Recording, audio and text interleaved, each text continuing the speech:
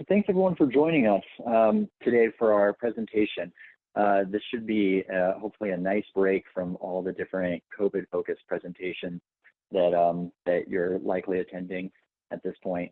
Our focus today is going to be the CCPA, something I imagine a lot of you have been hearing a lot about, a lot of shifting timelines. We're going to talk about that, and we're going to talk about what you need to do. What's the next steps?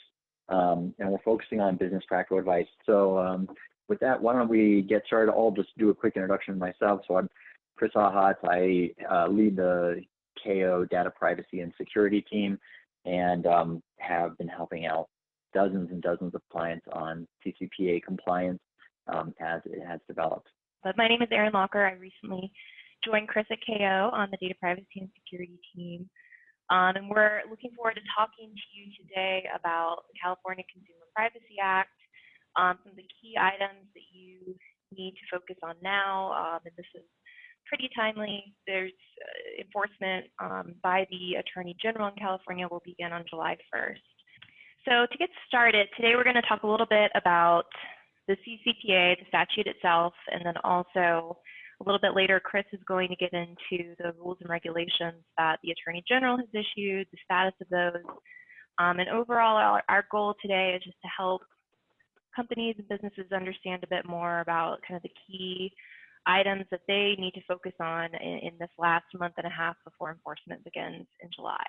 So today we'll start with just an overview of the CCPA, a little bit of background if you're not familiar with the law. Back in June of 2018, the California legislature passed the CCPA. It was a bit of a last-minute bill passage. There was a ballot initiative pending that was expected to go on the California ballot that would be much more restrictive than the CCPA. So there was a private right of action for privacy violations. There were a lot of restrictions and obligations that that ballot initiative would have placed on businesses. So the CCPA was ultimately a response to that ballot proposal. The original bill was rushed through the legislative process.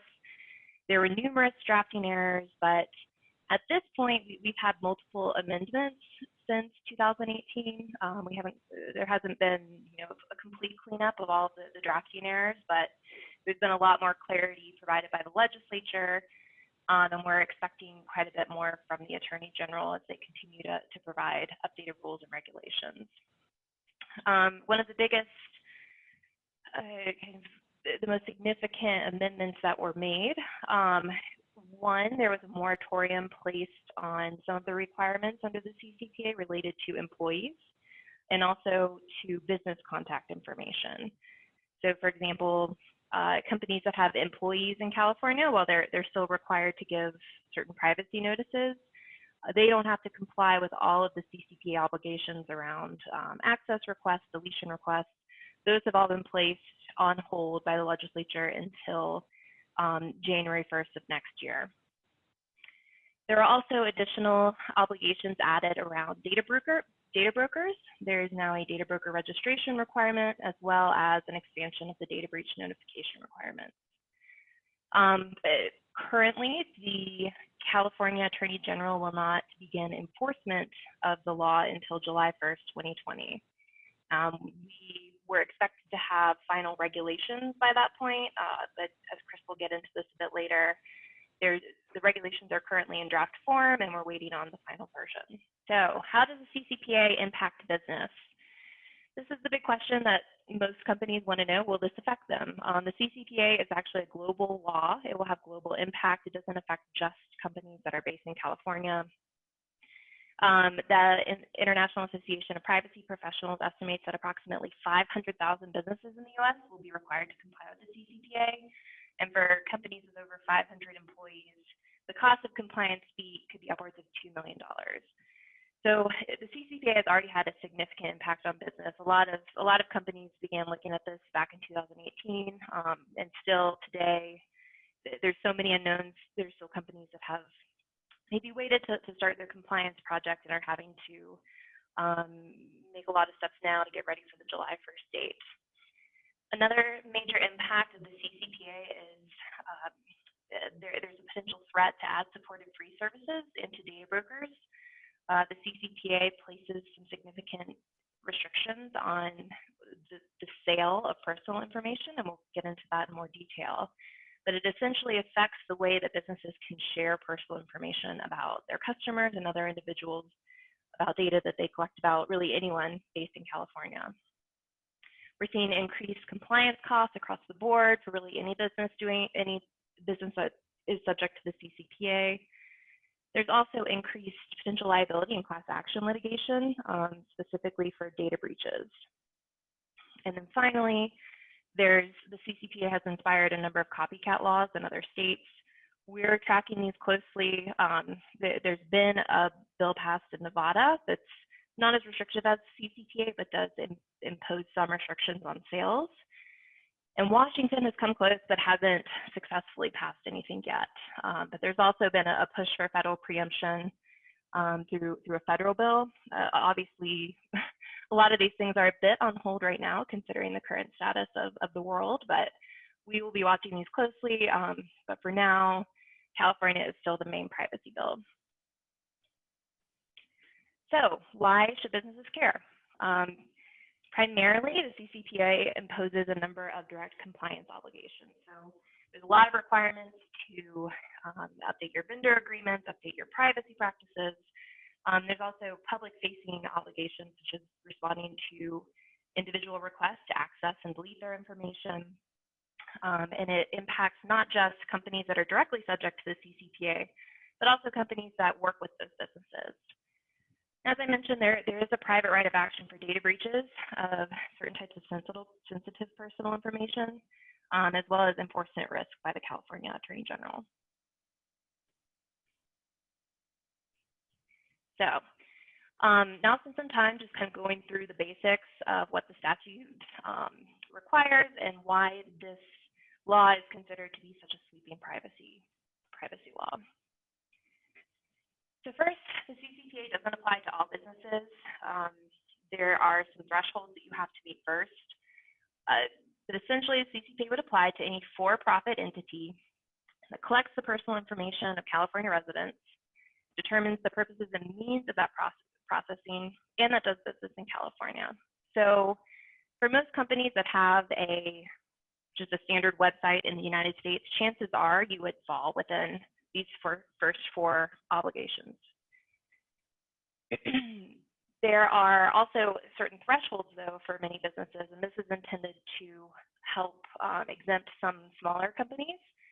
So the first is you would only need to comply with the CCPA if your revenues are at least $25 million. If you annually collect the personal information of 50,000 or more California residents, or if you derive 50% of your annual revenue from the sale of personal information. So there are some exemptions for smaller businesses, but in reality, even very small businesses can have 50,000 California customers. So it's important to look at those thresholds closely to help determine whether you actually are required to comply. So for businesses, which is the main way that the CCPA will apply, in addition to the business itself, often subsidiaries and parent companies can be caught up in the CCPA scope simply because they have similar branding. But there are some possible exceptions for businesses that do not do business in California. So for companies whose commercial conduct takes place wholly outside of California, for example, if you're offering services in a certain region, or if you just simply don't have California customers, that may be a reason why you would be exempt from the CCPA. So the CCPA will also apply to service providers and third parties. So even if you're not directly subject to the CCPA as a business, you may still have obligations because you do business with companies that are subject to the CCPA. So for service providers, the CCPA will apply if you're a for-profit legal entity that processes information on behalf of a business pursuant to a written contract. And the requirements for service providers will typically be imposed by that contract. So if you are a B2B business, you may have already seen a number of your customers coming to you with CCPA addendums or additional requirements for your contracts. And then finally, the CCPA can also apply to you as a third party, which is really any entity other than a service provider to which a business discloses personal information. So another reason that the CCPA is considered such a landmark privacy law is that it broadly defines the term personal information. So personal information means information that identifies, relates to, describes, is capable of being associated with, or could reasonably link directly or indirectly with a particular consumer or household. So in the past, most US privacy and security laws define personal information much more narrowly than this. It's something like an individual's first name and their social security number, their driver's license number, kind of traditional ideas of personal information that we think about. So that would be things like state data security laws, data breach notification laws. All of these laws previously had a much smaller scope than the CCPA. So here, I've kind of outlined some of the examples of the types of personal information that would be covered under the CCPA. So it's not just things like your name, medical information, social security numbers, but it would also include IP addresses, device identifiers, information collected from tracking technologies like cookies and pixels. There's a very broad scope of data that most companies collect that would now fall within the scope of this privacy legislation. Another significant impact of the CCPA is that it provides additional rights to California residents. So in the past, European data protection laws have traditionally been more restrictive, have imposed more obligations, and provided more rights to Europeans. Some of you may have heard of the European Union General Data Protection Regulation, which, similar to the CCPA, also provided Europeans with the right to request access to their data, the right to be forgotten, to erase their data. Now, the CCPA provides similar rights to California residents. So the first right is the right to access.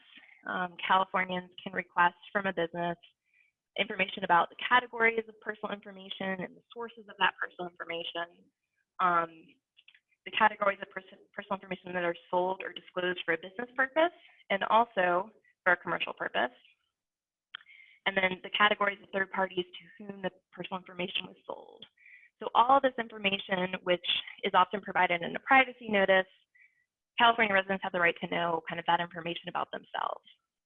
They also have the right to obtain a copy of the personal information that a business has collected about them in the preceding 12 months from their request. The next major right provided by the CCPA is the right to opt out of the sale of personal information. So this is, many companies now have the do not sell my personal information links on their web pages. We'll get a little bit more into that requirement here in just a couple of minutes. The CCPA also requires the right to delete personal information. So consumers can contact a business and ask them to essentially erase all of the information about them, subject to, there's some exceptions for legal requirements and things like that, but this has been a really challenging kind of technical and engineering aspect of the law is kind of the process of identifying data and also deleting it from systems. And then finally, for all of these rights, the CCPA grants Californians the right to exercise these rights free from discrimination. So that means if somebody asks for access to their data, the CCPA says, you can't charge them for that, you can't discriminate against them, offer them a different service, and the same goes for deletion.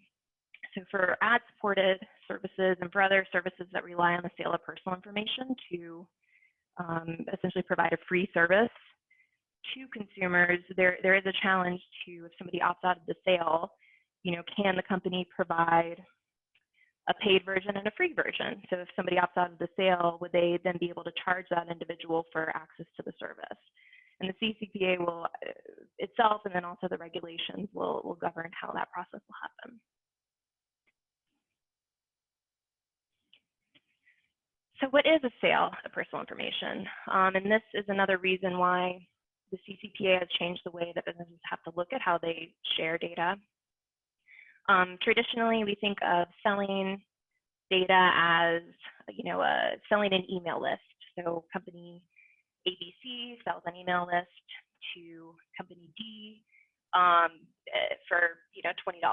That's kind of the traditional idea of what we think of as a sale. The CCPA has expanded that definition to any selling, renting, releasing, disclosing, disseminating, or even just making available personal information for monetary or other valuable consideration.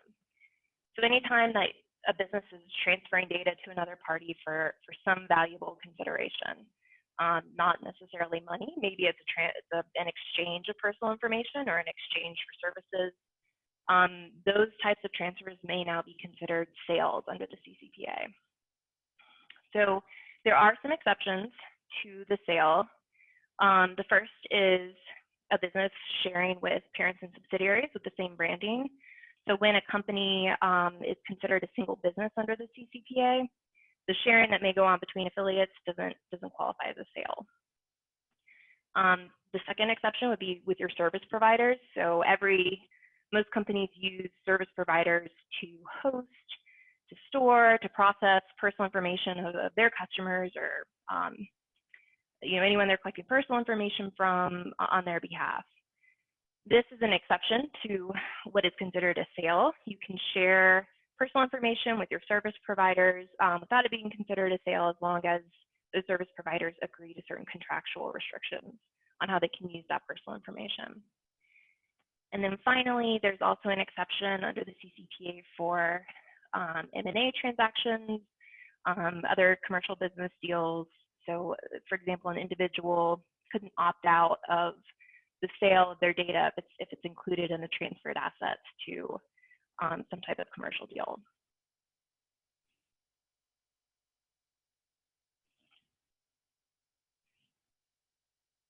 So the expanded definition of sale has had some implications on businesses even just since the law went into effect in January.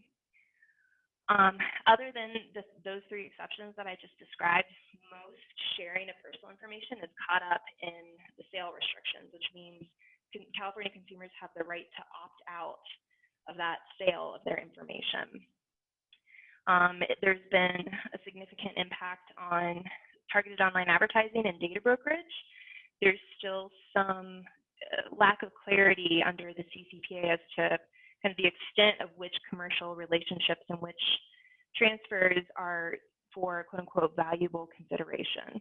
So there's been a lot of confusion around, what may constitute a sale, what does not, and businesses have had to grapple with that, especially kind of in the online advertising space.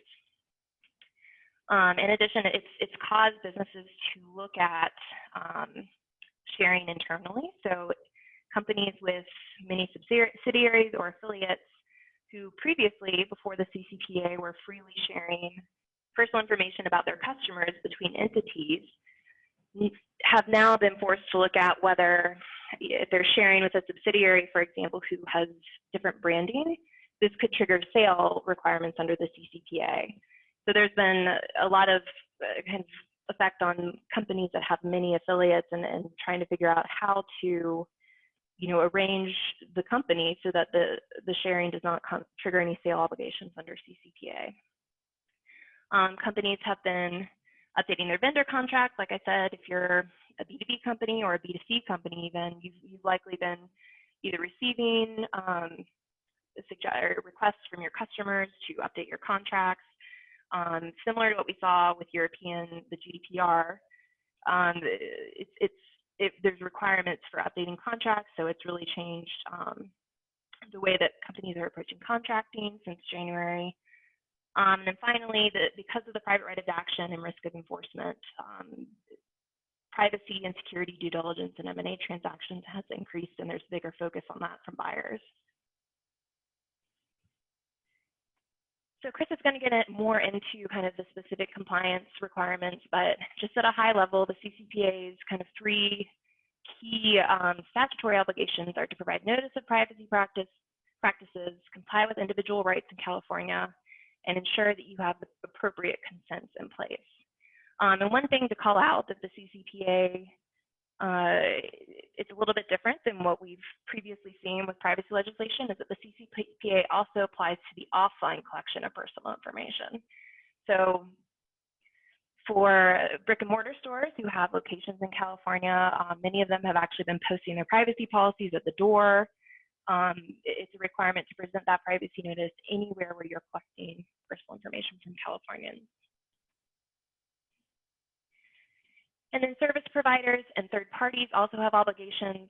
Really the key requirements for service providers are going to be imposed by their contracts with businesses. And then for third parties, if third parties are purchasing personal information from a business, there's going to be restrictions on what they can do with that as far as reselling that data in the event of an opt-out request from a consumer. In addition to the CCPA amendments, there's some additional requirements for data brokers. There is now a data broker registration in California. So for businesses that do not have a direct relationship with individuals in California, but who sell personal information, there's now a requirement to register with the Attorney General on the website. This year, the registration fee was $360. Anyone can go to the website and look at the list of data brokers. But this is how currently under the current version of the regulations, this is how data brokers provide notice to individuals in California by registering with the Attorney General and posting their privacy policy on the registration site. Okay, and then finally, enforcement, right? This is what I think most everyone is concerned with. How will the CCPA be enforced?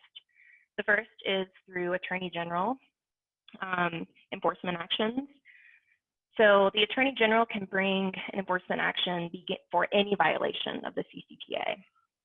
And the way this works is that a business will receive a written notice of noncompliance and will have 30 days to cure that violation. After 30 days, if a cure is not made, then the Attorney General may file an action for civil penalties on behalf of California residents. If a cure is made, then there would be no further action from the Attorney General. Enforcement by consumers is more limited. So consumers may enforce the CCPA by filing a civil action for unauthorized access and exfiltration, theft, or disclosure of non-encrypted or non-redacted personal information. So the scope of this is limited. So it's not all personal information, but it's the type of personal information that would require notification of a data breach. So things like social security number, financial account information, medical data, health insurance information. So for companies that are required to provide notice to individuals, and in some cases the Attorney General in California under the existing data breach notification statute may also now be facing additional private litigation from California consumers under the CCPA. So the way that enforcement by consumers would work would be a consumer would provide written notice to the business of specific allegations of CCPA violations. And then just like with the Attorney General, businesses would have 30 days to cure that violation. And to cure, the company would have to make the cure and then provide the written statement back to the consumer stating that the cure has been made and that no further violations will be committed. In that case, if the cure is true and there's no further violations, then there would be no further action. But if there are further violations, then the consumer can actually pursue not only a lawsuit for the original violation, but also a breach of the written statement that was made by the company. So there's a lot of lack of clarity currently around what this cure really means in the instance of data breaches. If the data has been taken, it's kind of hard to think about what the cure might be, right? If somebody has stolen data, how do you cure that violation under the CCPA? And then the penalties. So the private right of action, there are statutory damages for $100 to $750 per consumer per incident. And then the California AG can pursue civil penalties for $2,500 to $7,500 per violation, depending on whether it was intentional. So as you can see, I think data breaches especially, previously a 1,000 person breach might not be, something of interest to, potential plaintiffs in a data breach class action. Now, with the additional statutory damages, this risk is increased significantly. So now Chris will kind of speak to the Attorney General's regulations and the status of those rules, where it's not quite clear right now as to what the final rules will look like. Great, thank you, Erin. Yeah, so I'm going to switch to the regulations here. So many of you may not be familiar with, you having a law and then a regulation that kind of sits beside that law, but this is the law actually requires, the CCPA requires that the California Attorney General adopt regulations and interpret and provide compliance guidance. So that sounds great in concept, and I'll let you be the judge after I kind of walk through these regulations of whether you think it actually is clear guidance or it really just has kind of muddied the water with regard to the CCPA. Now, why do you care about the regulations? Because they have the same force as the text of the CCPA. So, right up there with enforcement power, we think of them, the same. You have to read them together. Also interesting is the regs are actually longer than the text of the CCPA. So a lot there to chew on. And also you have to consider that there's now 3 drafts of the regulations, and I put the dates here, and they're not final. So we're still waiting for them to be finalized. As Erin said, enforcement is scheduled to start on July 1st. There is an affirmative statement, actually there's multiple affirmative statements from the California AG that the enforcement will not be delayed. It will start on July 1st, but we still don't have final regs. So a little bit hard to comply with. Someone asked me just to kind of gut check how do we feel about these regs?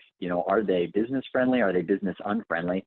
And, as kind of a hypothetical, if you were to say the CCPA is right in the middle of the road, I'll let you be the judge, on your own sensitivities, whether you think it's middle of the road, business friendly. But let's say hypothetically it's right in the middle of the road.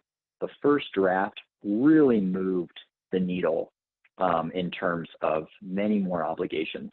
The second draft brought it back a little bit, kind of corrected the ship, and the third draft brought it back the other way. I think more important than the gut check is just to look at the trend line. Look where kind of the CCPA is kind of going and where the regs are going. And that probably will be an indication of what we're going to see in terms of enforcement. So I'm going to break this down into a list of top 10 things. So again, these are clarifications, guidance on what Erin just told you on the obligation. How do you interpret them? Note the first 7 are all with regard to the process of responding to a consumer privacy right request. So, a lot of process in the CCPA. If you were to look at the text, it's probably 80% of the text that's presented there. It's all so much about process. There was an interesting study done by Trujillo, I think it was last week or the week before, that had interviewed over 200 privacy professionals at large companies, defined as companies with over 1,000 employees, and 92% said that they were concerned about how do we honor data subject rights. 51% said that was fulfilling data subject rights was the most difficult aspect of the CCPA. 51% of the respondents said that they received 10 or more requests a week, and 10%, the highest 10, said that they receive over 500 data subject privacy right requests a week. So a lot of activity here, and I think that's an indication of, as California consumers start to become more aware of their rights, where the activity is going to be. For this reason, some clients that we work with look at a consumer rights request as almost like as a responding to a breach, basically situation rooming it. We've done tabletop exercises with clients, basically sitting down all the relevant stakeholders in a room and saying, what happens if we get a delete request? Who do we need to pull into this? How long do we have to respond? Are there exceptions? Those are things you want to have worked out before you get that first request, or maybe even your 100th request. So we're so focused on process. I'm going to give you a metric by which you can kind of think of the process that's required under the regs. Now, this is not how the regs are laid out. It's much more confusing if you were to read them, and maybe you have. But what I would encourage you to do is think of the process as a phase of accepting, then authenticating the request, and then answering that request. So let's just focus on those three first. Now, some really interesting things to note in the reg is that there are new requirements. If you've only read the CCPA and you haven't read the regs, when you read the regs, you'll know there are new requirements with regard to accepting an access, deletion, or an opt-out or opt-in of sale request. So new requirements have to incorporate those CCPA reg obligations. Interestingly, there is no obligation under the CCPA to authenticate an opt-out of sale request. And again, when you're answering a request, there's new exceptions and new obligations under the regs. So a lot of meat here, a lot of meat on the bone. So let's go to accepting the request. So this is here your primary thinking of what has to be in my privacy policy. The regs add in additional forms of privacy policy. They have notice of collection, they have privacy policies, they have new details on the placement of that privacy policy. So you have to note those. They also, interestingly, require accessibility of that privacy notice. And here you're thinking web accessibility, you're thinking the WCAG 2.1 or the Web Content Accessibility Guidelines is required for posting that notice. That's an interesting requirement to note. There is also some clarity on the content of what has to be in that notice. There was early on in the first version of the draft, you had to link link your categories of use to your categories of personal information that you're disclosing. That's no longer required in the most current draft of the reg, but this is one of the areas in the regs that we have seen consistent movement from version 1, version 2 to version 3, consistent movement on what is the content. And that's a bit alarming, thinking that we don't have final regs and companies are expected to now be in compliance with the CCPA, which is now enforced, even if not enforceable until July 1st. So, movement there might even be movement in the final version. There are some useful restrictions on how you can limit authorized agent requests that are made on behalf of a consumer. There's still 2 methods are required for accepting those consumer requests, and there's a new requirement in the regs to respond to a user-enabled browser global privacy control for do not sell requests. Think of that like a do not track browser signal, but a specific CCPA do not sell browser signal. There's no really uniformity around this and how that's going to be implemented. There is a requirement, if you're familiar with the CCPA, that you implement a opt-out toggle button at the bottom of your web page. The thinking was that was going to be very easy to produce. It took months, and the California Attorney General finally published one in the second version, and then in the third version, they removed the button, so they still have not published what that button looks like. This meme here is more a joke, less a joke about the California Attorney General, and more a joke about what happens to my weekend every time that they publish a new version of these regs. The third piece is authenticating.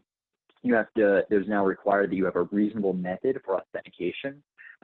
There's limits on what the business can request with regard to authentication, to not request sensitive information when you're authenticating.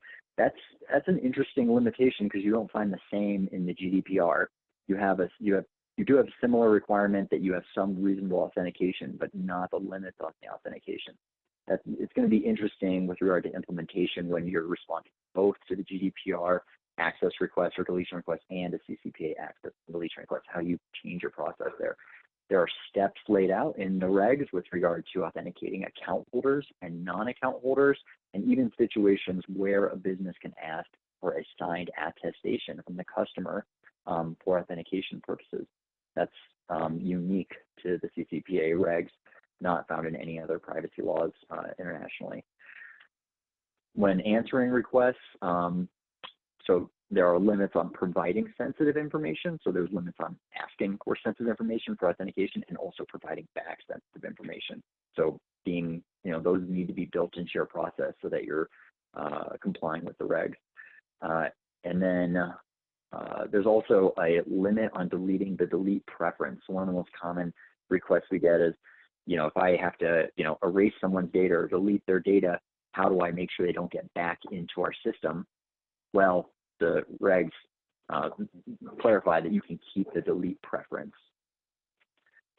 There's a obligation to respond. So this was new to the regs, not found in the CCPA text, that even if you were to deny an access or deletion request, either in whole or in part, it is no longer the case that you can just sit on that denial. You actually have to respond and provide details of why you denied that request. So some people are calling this a right not to be ignored. There are clarifications that are useful in the regs with regard to alternatives to deletion, like aggregation, de-identification, and also there's clarifications with how you handle backup data that sits on archive and when that has to be deleted. There's an interesting obligation in the regs that if a delete request is denied either in whole or in part and the business also sells that information, then they have to convert that request into an opt-out of sale. So it's highly technical, but it's worth noting and building, and you have to build it into your process. With regard to records, I won't go through all of this. I provided it all here for you, and I should note that we'll provide these slides out to all of the attendees today after, so you have this. But you'll note there's a lot of record-keeping requirements, as you can see here. Very prescriptive record-keeping requirements, all found in the regs, not in the CCPA, the text of the CCPA. So again, this is kind of part of that, many more obligations as we indicated earlier with regard to the regs. There's also a new class of user only found in the regs. I'll call them a large data collector and business that collects over 10 million personal information records annually have additional record obligations. One thing that was surprising when you read the regs is you'll see that there's a lot of security obligations. And this is surprising because CCPA is primarily a privacy statute. In the California Business Code, there's already, and has been for years, a data security requirement. The regs bring in multiple concepts of data security into the privacy-focused CCPA, which is really interesting. So now to understand data security in California, you have to read both the regs and the California state data security requirements together so that you can understand what is required to implement reasonable data security. So I've listed those here. With regard to timing, some of this was laid out in the statute, but most of it is laid out in the regs. How long do we have to respond to access deletion requests and opt-out of sale requests? I've provided all this here. Again, probably more detail than we need to go into for this presentation, but you can see there's a lot of detail here, a lot of movement. For each version of the regs that have come out, there have been new updates with regard to how to accept and to notify back on one of these requests. And again, we'll provide these slides out to you. Training, as Aaron mentioned, there are affirmative obligations to train. There are additional new obligations with regard to training. Again, that large data collector, that new status, new obligations with regard to training. And so those have to be noted. Aaron hit on data brokers, but basically this regs add that data brokers, well, the first version of the regs had this very weird sign, this requirement they have these signed attestations. Those no longer exist. You may see remnants out there. Some clients, we still see them, and those no longer are in play. Basically, data brokers for the purpose of notifying on indirect collection.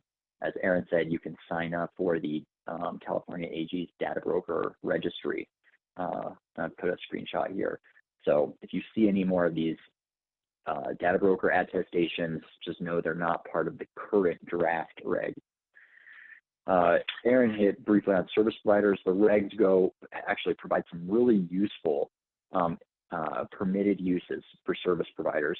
This is one of the nice things that you see in the regs, and specifically these 5 permitted uses for service providers.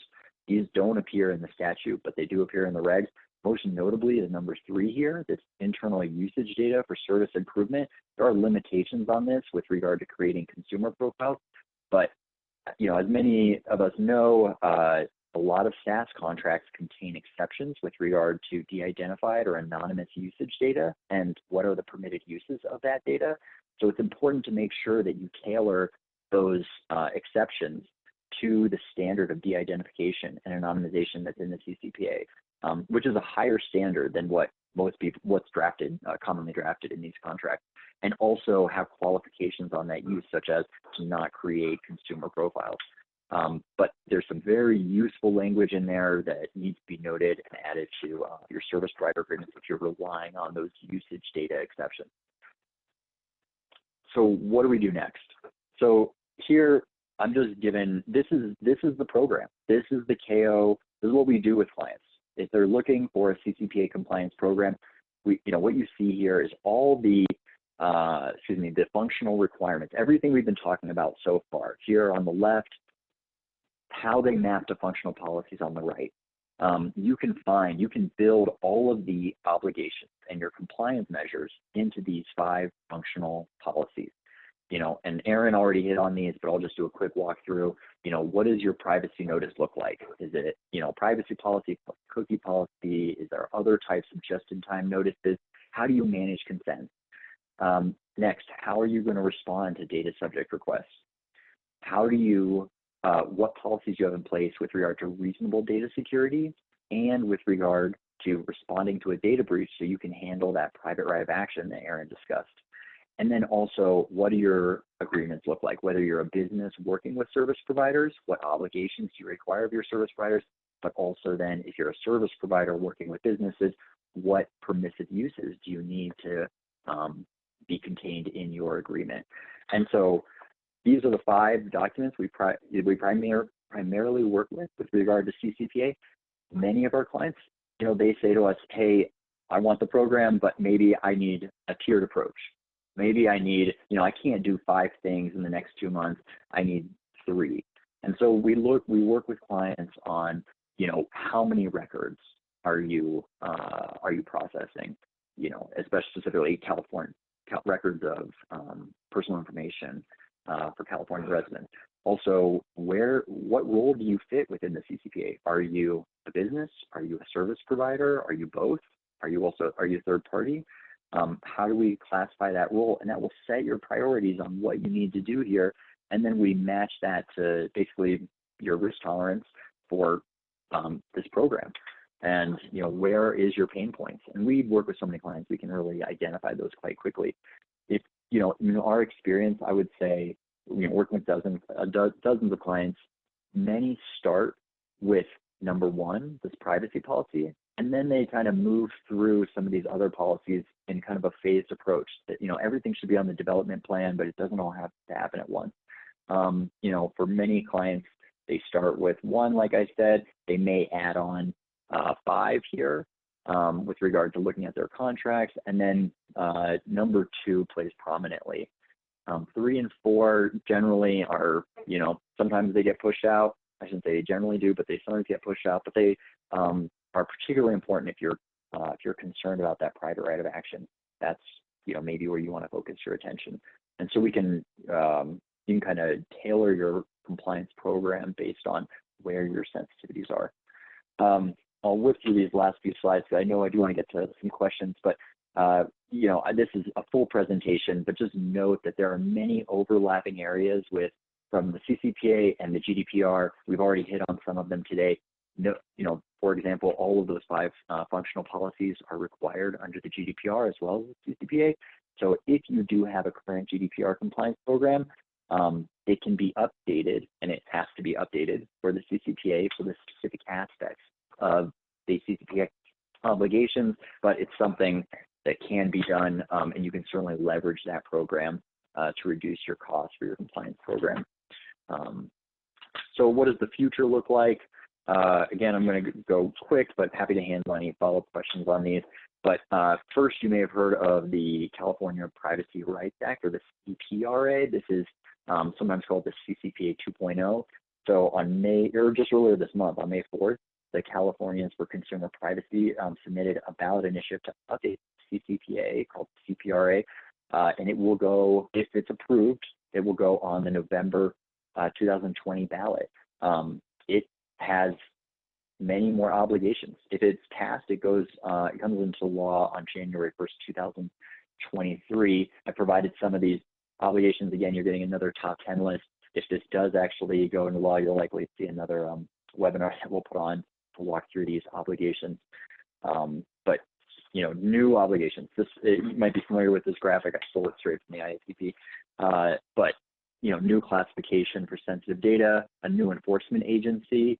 I have to note that I hate the name here, the CPPA, because it's going to drive me crazy when I'm thinking about CPA and CPPA. But anyway, expanded private right of action for different types of personal information, audits, risk assessments, automated decision making, and also data retention. This was basically GDPR. These are GDPR obligations. Data correction is a right that you also see under the GDPR, but will be a new right under the CPRA. Enforced penalties for if you're collecting children's information. And I'm just going to jump straight down to service provider, additional obligations on service providers, similar to what you see, more in line with what you see in the GDPR. Basically what would form the kind of the core of your data processing addendum, if you're familiar with that document. So additional obligations that will go there. There are other, as Aaron mentioned, over a dozen other states that are looking at privacy initiatives. Aaron mentioned in Nevada, they actually passed their law, and there's a restriction on sale. It's not nearly as broad as a restriction on sale in California. So the two that have passed right now are California and Nevada, and then many that are looking at omnibus privacy legislation. Likely because Washington, and Aaron, you may have thought that Aaron mentioned Washington did not pass. That was the most likely this year. I imagine that you likely in an election year won't see another one of these passed this year, but I think it is very likely for next year. And then with regard to federal legislation, maybe even preempting federal legislation, I personally, I think that we get asked this question a lot. I don't think it will happen until we get another state that has omnibus privacy rules. Dealing with just one state like California, that's a lot, but dealing with two, I think that's when you really get an impetus to have preemptive federal legislation. Let's got just about 10 minutes, and maybe we can even go a little bit over on some questions. Okay, so we've gotten a bunch of questions, so we'll try to get through as many of these as we can. Chris, the first one, I think you hit on a lot of this, so it'd be great to get your thoughts. But what are the mission critical changes we need to ensure we are in compliance with the CCPA? Yeah. So, and thank you for that question also. Thanks for all your questions for anyone that submitted beforehand or submitting now. Again, first look at your records. There's a good chance that you don't hit the threshold that Aaron talked about early on. You may not have sufficient records that you need to comply with the CCPA. But if you do need to comply, look at the volume of those records. Again, we're looking at records for personal information for California residents. That will set your probably your sensitivity to this law. And then you need to look at your role. Are you a business under this law? Do you have the obligations to respond to consumer requests? Or are you a service provider and you just have flow down obligations from the businesses that you work with? And in many situations, you may be both, but you tailor your compliance measures. Even when you're both, you tailor them to how many records you receive in both of those roles. So, it's critically important to look at those factors first before you just kind of, put a one-size-fits-all approach like every company needs a privacy policy or every company does these. I mean, I'd always look at number of records first, and then you look at what is your role, and then you start down into those functional policies that we discussed. Yeah, and I think we did have a question come in to repeat the thresholds. Just remember, we will circulate all these slides, but as a refresher, kind of that first item that Chris mentioned was to the CCPA applies to for-profit entities that do business in California, that determine the purposes and means of processing personal information, and that collect the personal information of California residents and process that data. So those are kind of, there's also the three thresholds beyond that, but those are kind of the basic 4 requirements. I know we had a request to repeat those. Again, we'll circulate these slides. Let's see, the next question. Are there any unique requirements for franchisees? Most data is kept by the franchisor in our CRM system, but what about data on laptops? So the franchisee-franchisor relationship will likely be different depending on the nature of the business, right? So I think the key thing to do first is to look at the franchise agreement to try to determine who kind of controls the data, who determines the purposes and means of the processing of the customer data you're collecting. It could be that you are considered a business with your franchisor. It could be that you're considered a service provider to your franchisor. So it's important to look at the actual specific terms of the agreement. Generally, I mean, looking at data stored on laptops, the CCPA would kind of the security obligations would extend to kind of anywhere that personal data is stored. So if you're considered a business in your own right, you have direct security obligations to protect that data and provide reasonable security for it, and also to respond to individual requests to access data or to delete data. And then if you're a service provider to, let's say, the franchisor or to any business for that matter, then that business will be imposing contractual obligations on you to protect data that you hold on their behalf, or that to help them respond to individual requests for access and deletion and things like that. So, you know, long story short, it really does just depend on the actual franchise agreement that you have in place. As with any, you know, all types of commercial relationships, it's important to look at the terms of the contract to help figure out, you know, are we acting as a service provider? Are we a business in our own capacity? Or maybe, you know, you could also be considered a third party under the CCPA. Okay. Chris, here's one.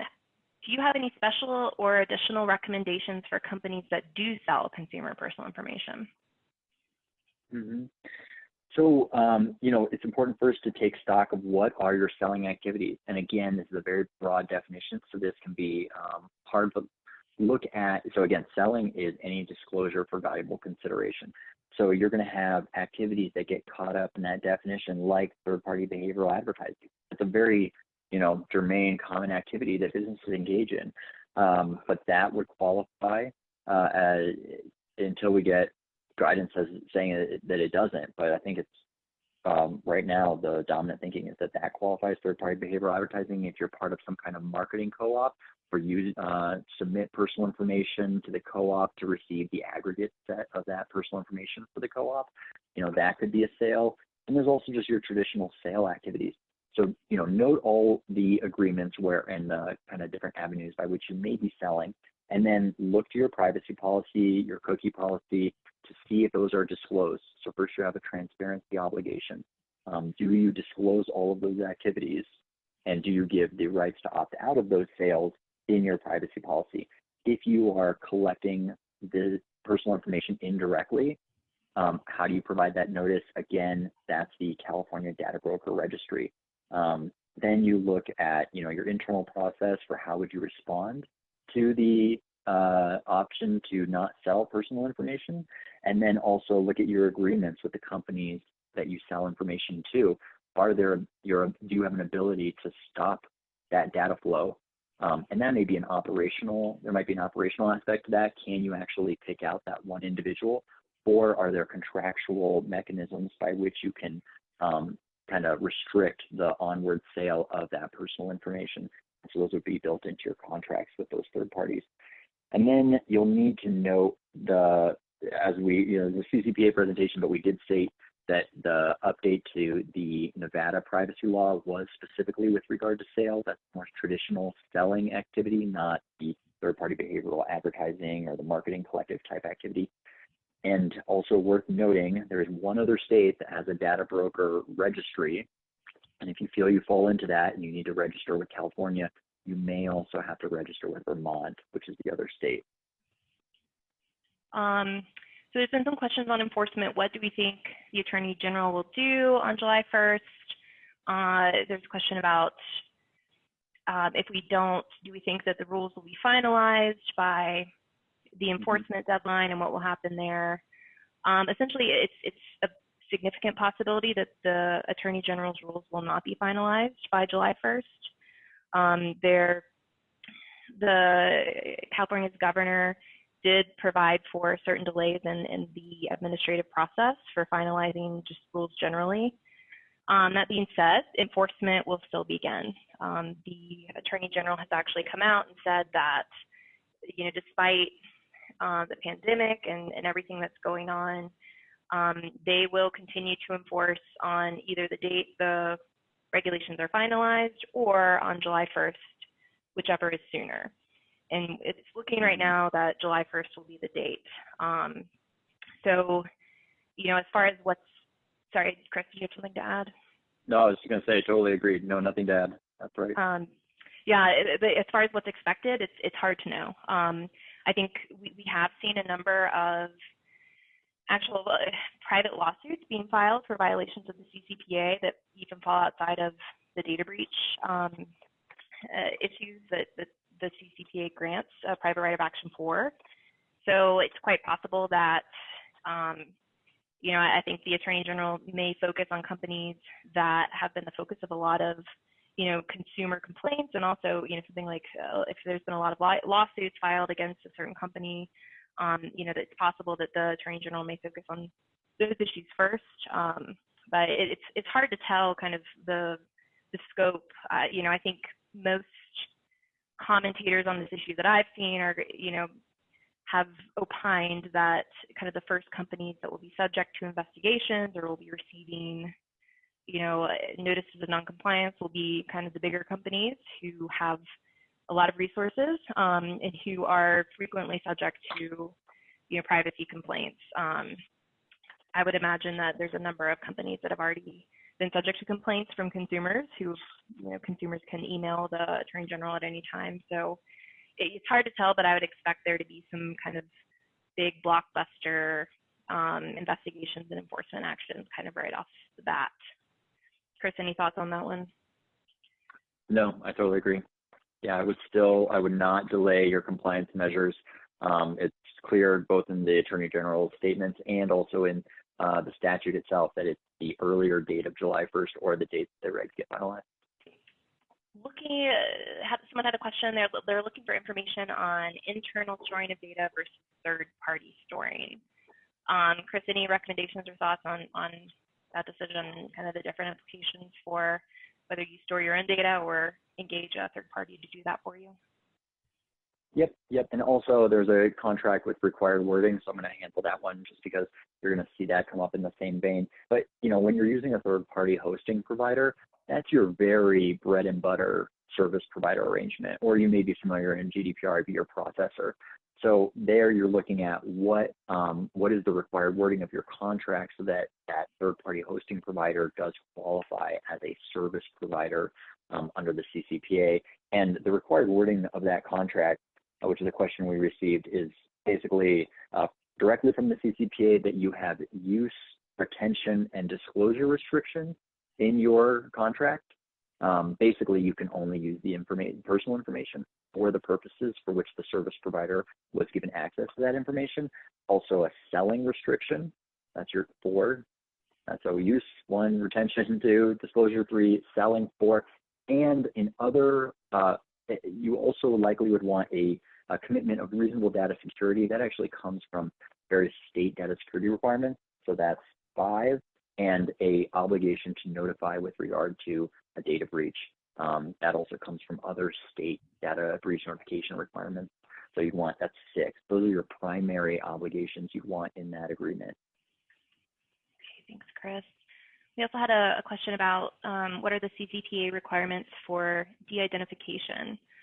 So this is something that originally we were hoping the Attorney General might weigh in on some more clarification around de-identification, but we simply don't have it. So there's really not, there are no kind of specific standards or specific requirements for de-identifying data.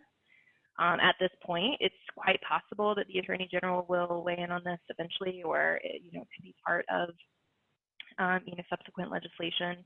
But at this point, really the best way to determine whether data is quote unquote de-identified under the CCPA is to look at the definition of personal information, which that's listed in these slides.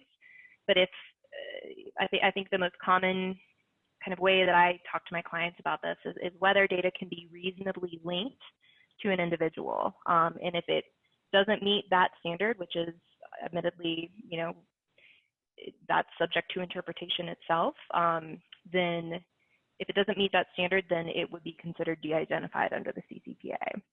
So this is something certainly to keep an eye on. It's something that could, there could be additional rules. There's other, under GDPR, there is a lot of guidance around the concept of de-identification, but for now, there isn't much clarification from the Attorney General.